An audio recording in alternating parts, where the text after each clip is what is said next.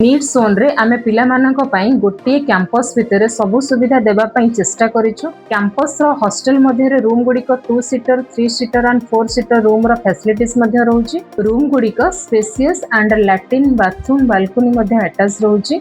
प्रत्येक सप्ताह रे रूम गुडी को 2 थर लेखाए हाउसकीपिंग को द्वारा डीप क्लीन मध्ये करा जाय। पिला मानकु एसी क्लासरूम सहित लाइब्रेरी रो मध्ये सुविधा दिया जाय छै।